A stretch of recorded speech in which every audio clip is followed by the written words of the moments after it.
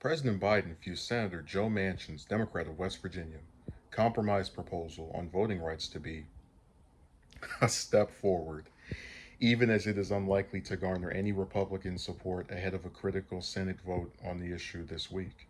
The Senate is set to vote Tuesday on a sweeping bill to overhaul federal elections, known as the For the People Act. The legislation is guaranteed to fail to get the 60 votes needed to advance past a Republican filibuster, with Republicans united in opposition. We don't expect there to be a magical 10 votes, but just 2 weeks ago, there were questions about whether Democrats would be aligned. We certainly hope that will be the case tomorrow, White House Press Secretary Jen Psaki said in the, whatever this woman's last name, I can't pronounce it, said in the briefing. I'll look up some other video later. This has been a 60-year battle to making voting more accessible, more available to Americans across the country, she added. And our effort, the president's effort to continue that fight, doesn't stop tomorrow at all. This will be a fight of his presidency. Biden has repeatedly spoken about voting rights as a top priority for his administration, cautioning that democracy is under attack as Republican led legislators enact strict voting laws following the 2020 election. Vice President Harris is leading the administration's efforts on protecting voting rights, though her work thus far has largely been focused on listening sessions with community leaders and state officials. The For the People Act, because a lot of people are forgetting what this thing does, would require states to offer mail-in ballots in a minimum of 15 days of early voting while calling for online and same-day voter registration. It also overhauls campaign finance rules, changes the makeup of the Federal Elections Commission, imposes new ethic rules for public officials, and establishes new requirements on congressional redistricting.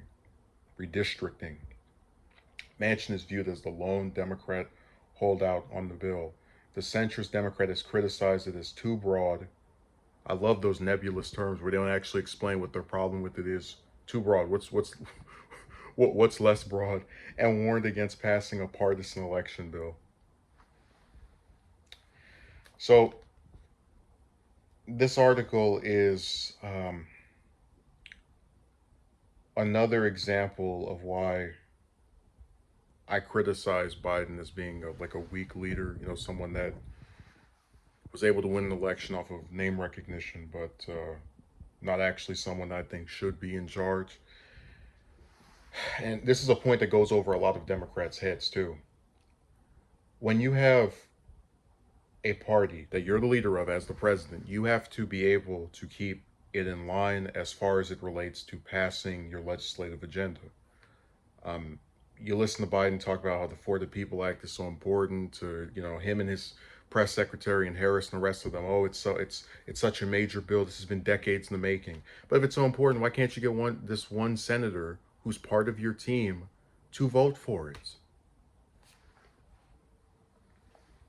Like, how broken is our democracy if a bill can get killed because one senator on the team of the party that, you know, has control of everything won't do it?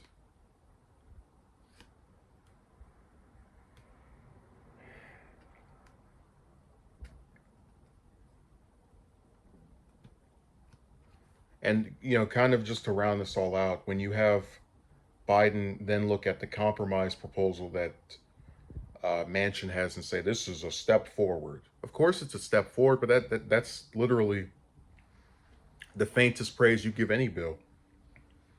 Because if you agree that this issue of voting rights needs to be addressed, and somebody is putting forth something that has the tiniest bit of resemblance to what you wanted to do, it's always going to look to be a step forward.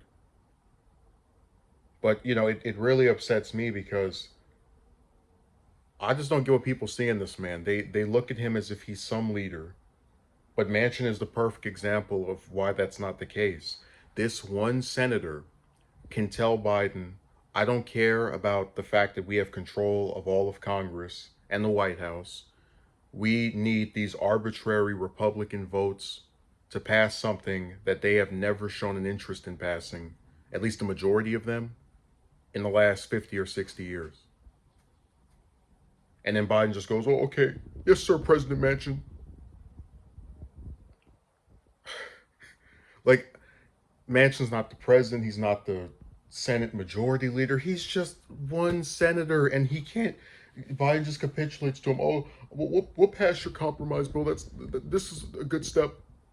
It's like, no, tell him, hey, take your little 25% of what I want bill and cram it up your backside. Like, but this is what my point. We're supposed to believe this man is going to take on Putin, Kim Jong Un, all these other people. You know, I was going to say Netanyahu, but he's out, and we love Israel so much, them in Saudi Arabia. But he can't even stand up to a senator from his own party, from a state that's not even, one of the. I mean, I'm not trying to toot California's horn, but here in New York and Texas are like, the big states. Just this one senator stops everything. This truly is, like, forget the Biden era. This is the Manchin era. Anything he wants, he'll just go, we need it to be partisan. We need these Republican votes. And the thing you want to do is too broad. Even though I support all these different parts of it, but it's too broad. It's a hell of a day when you can see a senator, the same one over and over again, have a president just right in their back pocket. They can control whatever they do. It's incredible.